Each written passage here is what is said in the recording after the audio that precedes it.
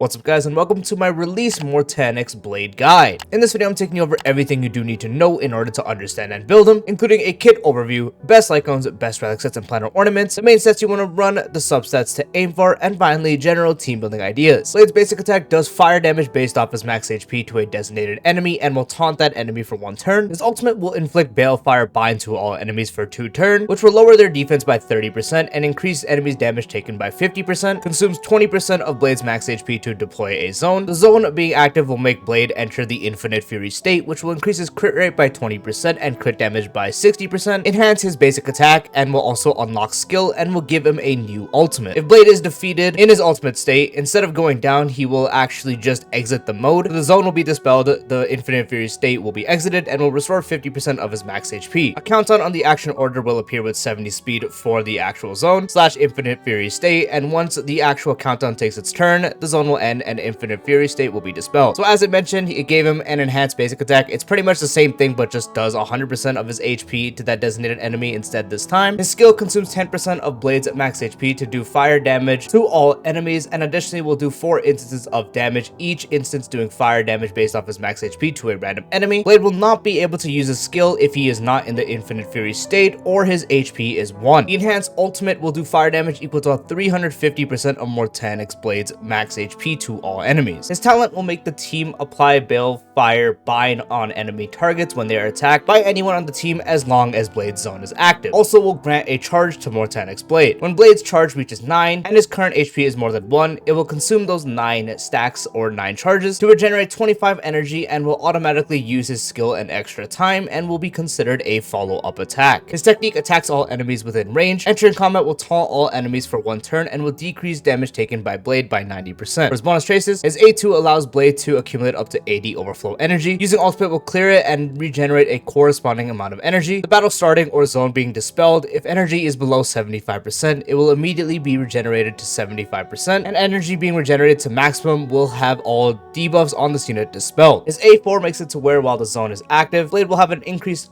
chance of being attacked by enemies, decrease damage received by this unit by 50%, and also increase incoming healing by 50%. Blade being attacked will inflict the attacker with a Balefire and will enable Blade to gain a charge. And his A6 will increase the team's damage by 50% when the zone is active. Another Nihility character being on the team besides Blade will increase the team's ultimate damage by 75%. If not, Blade's own damage will be increased by 75%. Finally, for his Eidolons, his E1 makes it to where while the zone is active, all enemies' ult type res will be lowered by 20%, and using the extra skill from his talent, the Infinite Fury countdown will have its action delayed by 15%. His E2 now makes it to where anyone on the team using their ultimate to do damage will make it considered as launching a follow-up attack. Follow-up attack damage dealt by allied targets will be increased by 75%, and Blade's maximum charge will be decreased to 7, so instead of 9, it is now 7 with E2. His E4 will enhance his A6 to additionally increase allied targets damage dealt by 50%, and his E6 makes it to where the zone being active will make it to where when Blade takes damage or consumes HP, it will grant him a charge that can trigger again after any target's turn ends, and the damage multiplier of his enhanced ultimate will increase to 150% of its original value.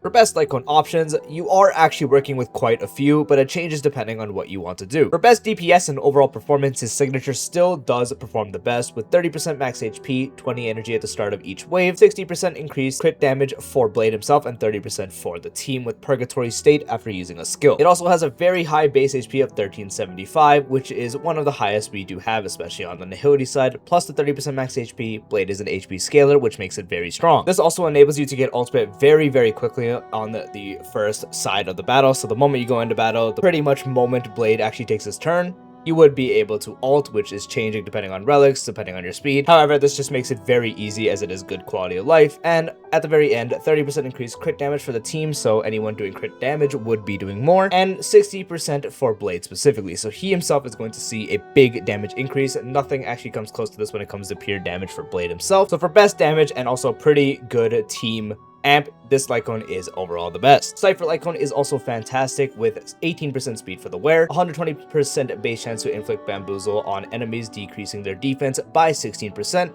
and an additional 8% for the death state if the wearer does have 170 speed or higher. This pairs fantastic with this base kit as it is up to 24% defense shred. So with the zone active with the actual defense shred from this Lightcone, you are able to reach 54% defense shred from Blade himself, which is insane. Combine that with someone like E4 Welt, which not even E4 Welt, just Welt in general with his debuff, or Asheville just existing on the field with the bait, that is nearing 100% just by it itself. Also, 18% speed makes it easier to build. You would need to build to 170 speed when using this, which is also good for actually taking turns quicker. A pure damage option is Acheron's Lightcone.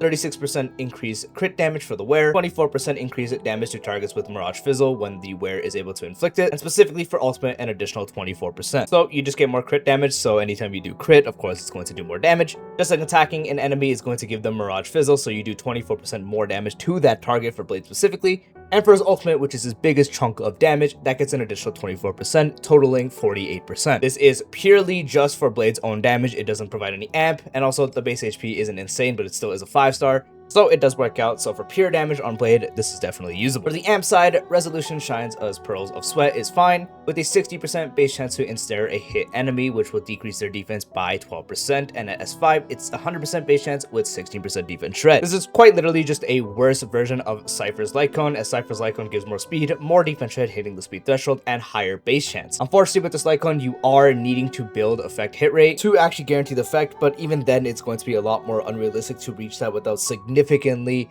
cutting down on Blade's own damage. However, the defense shred, similar to Cypher's Lightcone, is able to pair very good with this base kit. Tutorial mission is also good. The effect hit rate is useless because this cone would be the only reason you would need an actual effect hit rate requirement, so this one doesn't have one, so you don't need that, but it is defense reduced enemies being attacked will regenerate 4 energy. At S5, 8 energy. Unfortunately, outside of zone, while the bit you are in it, you won't get this effect unless you have someone else on the team reducing defense. This is really good more on the supportive side, since more ultimates will equal more damage at the same time, and specifically for someone like Acheron, more stacks. For Asheville, more energy because more hits. In both ways, and in really any way, it does benefit. The Battle Pass Lightcone Holiday is good as well, with 16% increased damage for the wearer, and being able to inflict more vulnerability on the target, increasing the damage they receive by 10%. At S5, 32% increase to the wearer's damage and 16% damage increase for vulnerability. More vulnerability, depending on the team, this can be saturated, especially with someone like Astra with slight investment, or anyone else on the team doing vulnerability as well. However, at least it is able to increase Blade's own damage, so it is some amp while increasing Blade's damage by a good amount, and for a 4-star, also has pretty good base HP. It does also have 100% base chance, so you would need some effect hit rate, so do keep that in mind. Finally, for pure damage, Good Night and Sleep Well also does work, with 12% increased damage to enemies with debuffs stacking up to 3 times. At S5, 24% damage. This won't be a problem on any of his teams as it is filled with debuffs, so it really just becomes a free 72% damage dealt to enemy targets with those debuffs. For relic sets,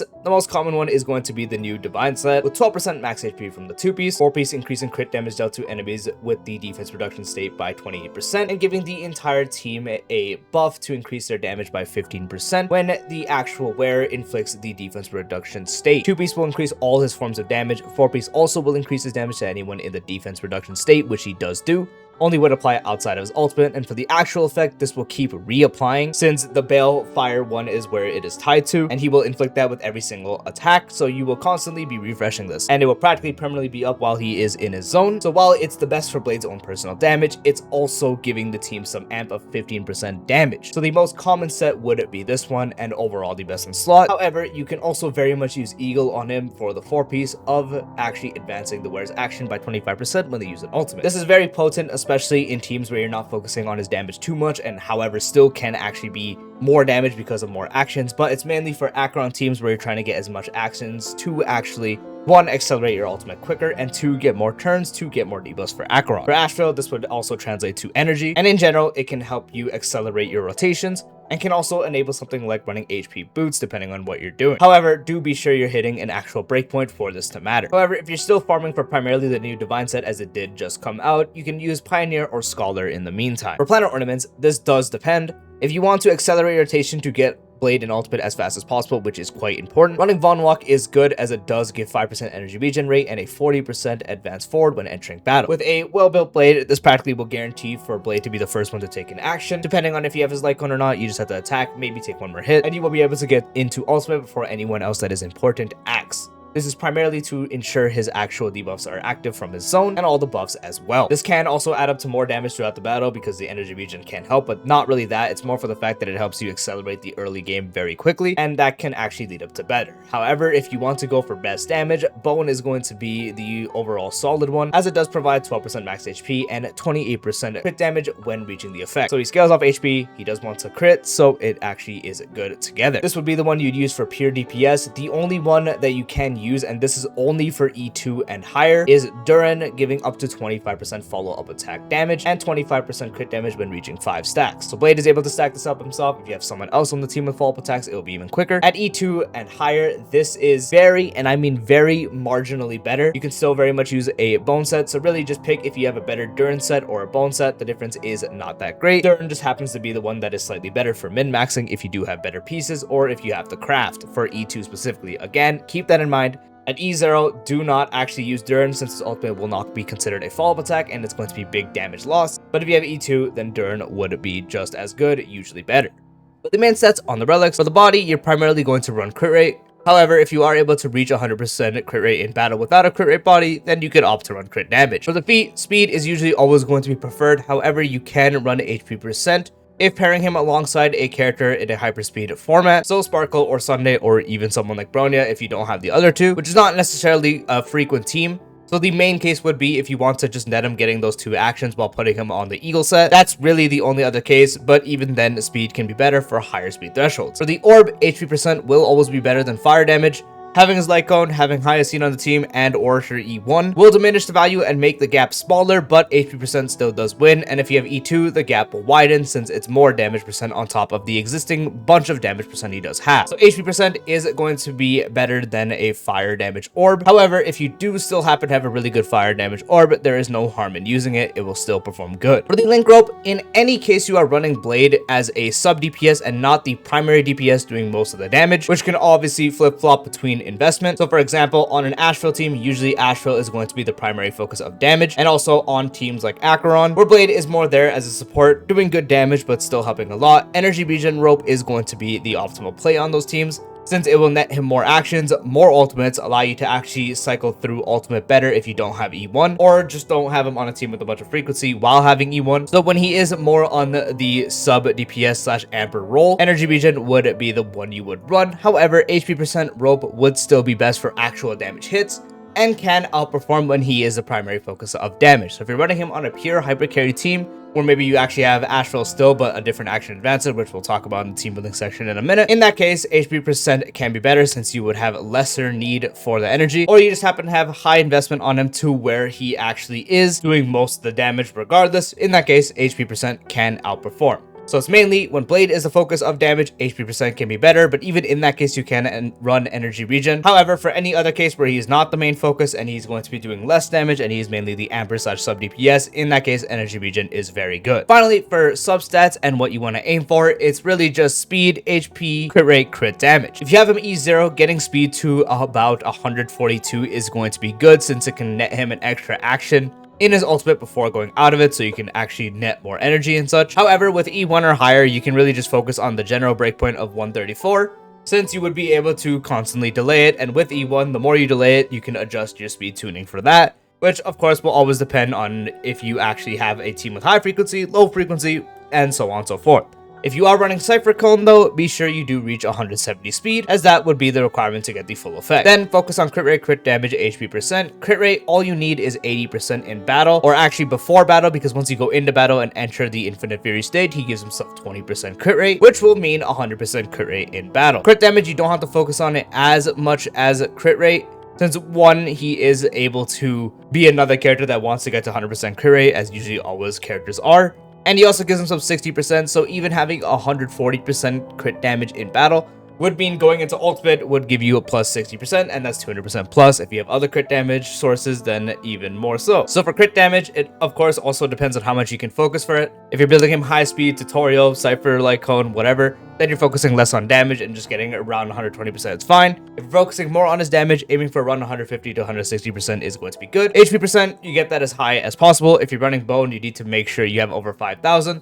And in any case of a DPS build, you're probably going to be aiming for the 7,000 to 8,000, especially with the signature. Without his signature, getting around 6,000 is definitely going to be fine, and that's what you would aim for. Finally, for team building. So Blade is a very big generalist. You can use him really on any team, even if it isn't optimal. His best teams are primarily on the follow-up team and also Akron teams. The follow-up team, so the new follow-up team would be Blade, Asheville, Triby, and last slot would be a healer, as you do want to pair a healer with Blade instead of a shielder, since once Blade reaches 1 HP, he can no longer use his skills, so Hyacine is currently the best for Blade. However, just use whichever one you have free. If you specifically actually have S1 on Danheng, Permans, or Terre, this can allow you to gain some heal. It won't fully sustain him in long fights, but for shorter fights in something like MOC, it is very, very much usable, and this would be best. You would pretty much just put bond mate on Asheville. For Akron teams, of course, it depends on if you're doing a 1 Nihility or 2 Nihility setup, so it'd be Akron, Blade, and one of the best teams right now would be with Asheville and Welt for the last slot. So Welt working as a pseudo sustain. And also this does have double Nihility, so this also works at E0. This is overall the best team you can do as long as you don't die and have enough frequency, while also getting the overall best amp. If you need a sustain here, you can always sub out either Welt and Asheville for what you do need. So if you need a sustain, you can put Hyacine here for Blade.